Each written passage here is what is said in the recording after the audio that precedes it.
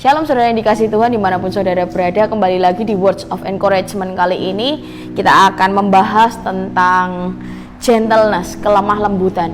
Apa itu kelemah lembutan? Kita akan lihat dari satu perikop ini, melanjutkan apa yang disampaikan di Words of Encouragement sebelumnya tentang bagaimana life under intimidation, hidup di dalam sebuah intimidasi, di bawah intimidasi. Waktu itu saya ceritakan tentang Ayub yang dituduh, didakwa, dihakimi oleh sahabat-sahabatnya yang menuduh bahwa Ayub itu seseorang yang tidak saleh, seseorang yang tidak jujur dan lain sebagainya. Tapi di sini kita akan baca di Ayub 42 ayat 10, ini cerita selanjutnya, saudara, melanjutkan apa yang kemarin. Lalu Tuhan memulihkan keadaan Ayub setelah ia meminta doa untuk sahabat-sahabatnya, dan Tuhan memberikan kepada Ayub 2 kali lipat dari segala kepunyaannya dahulu. Kalau yang kemarin kita belajar bagaimana sahabat-sahabatnya mendakwa dan menghakimi Ayub, di sini dikatakan bahwa Tuhan memulihkan keadaan Ayub setelah ia meminta doa untuk sahabat-sahabatnya. Saya dikasih Tuhan, ketika Ayub merespon, ketika dia meminta doa untuk sahabat-sahabatnya, ada satu hal yang menggerakkan hati saya. Tentang apa, saudara? Tentang kelemah lembutan. Kelemah lembutan itu mempunyai bahasa asli praotes, ya. Praotes itu dalam terjemahannya itu adalah lembut dan sabar dalam sikap dan pembicaraan. Dia tidak mudah mengeluarkan kata kasar, apalagi marah. Sudah dikasih Tuhan, normalnya orang ketika dia mendapat dakwaan, dia mendapat penghakiman dan lain sebagainya, tuduhan, secara manusia dan secara daging, kita diberi karunia, diberi sebuah keahlian untuk emosi, mengeluarkan emosi.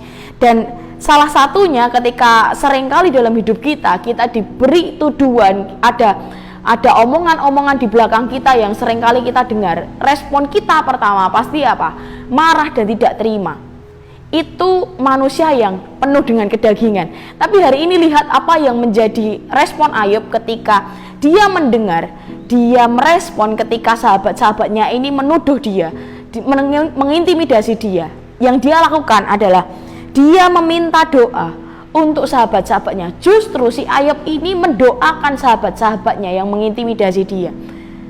Waktu itu ketika dia meminta doa untuk sahabat-sahabatnya, justru si Ayub ini malah dipulihkan keadaannya. Bahkan dikatakan di ayat ini, Tuhan memberikan 2 kali lipat dari segala kepunyaannya dahulu. Saudara yang dikasih Tuhan, kelemah lembutan ini menjadi salah satu yang menarik, karena ini salah satu buah roh yang dikatakan di Galatia 5 ayat yang ke-23. Nanti saudara baca Galatia 5 ayat 22 sampai 23, di situ disebutkan tentang 9 buah roh, ya kan? 9 buah roh. Salah satunya adalah kelemah lembutan, praotes ini. Kalau saudara bisa menggambarkan di praotes ini bisa digambarkan sebagai pertengahan antara kemarahan yang meledak-ledak dan sesuatu yang terjadi apapun, justru dia tidak marah dan dia di tengah-tengahnya. Bukan pribadi yang suka marah-marah secara berlebihan, ataupun bukan pribadi yang apapun yang terjadi dia tidak akan marah. Ketika dia melihat ada orang yang berlaku tidak benar, dia tidak akan marah. No, praotes ini ada di tengah-tengahnya.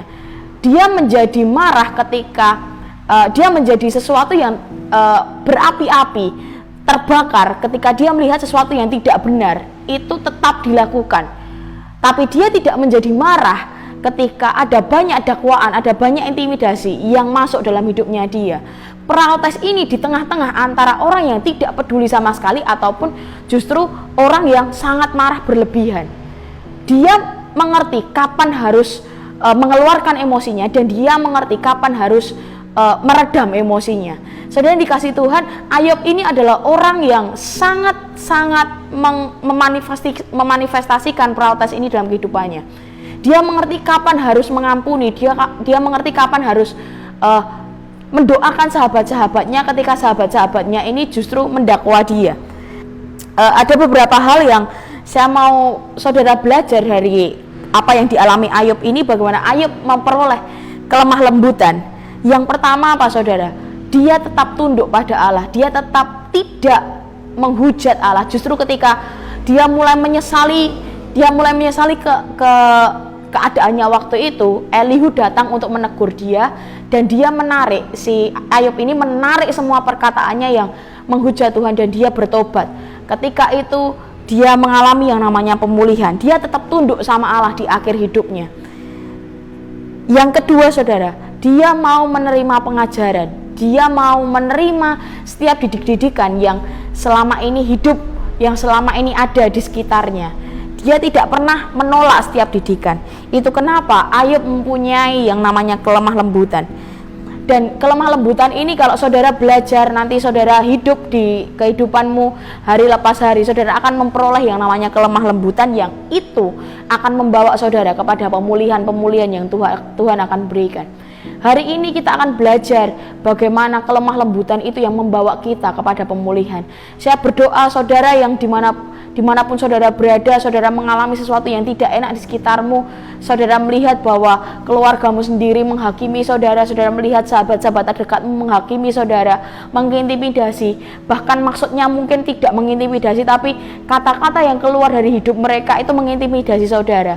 Hari ini kita berdoa supaya kita bisa mendoakan orang-orang yang kata-katanya mengintimidasi kita, supaya Tuhan memberikan kita pemulihan hati, supaya hati kita menjadi lebih kuat, supaya hati kita menjadi lebih terbentuk untuk kita menghadapi hari-hari yang lebih berat ke depan.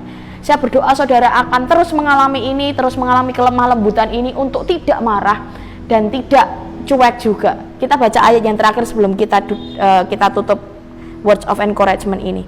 Di dalam Mazmur 37 ayat yang ke-8, ini ayat yang saya suka hari-hari ini dan saya hafalkan.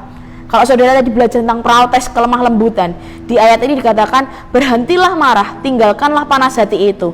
Jangan marah, itu hanya membawa kepada kejahatan. Sekali saudara marah, sekali saudara panas hati, saudara akan dibawa kepada kejahatan. That's why we need gentleness. Kita butuh kelemah lembutan untuk kita mendapat pemulihan dari Tuhan. Saya berharap video ini bisa memberkati saudara juga, sekeliling saudara. Sebarkan video ini sebanyak-banyaknya supaya bisa memberkati orang banyak. Terima kasih, Tuhan Yesus memberkati.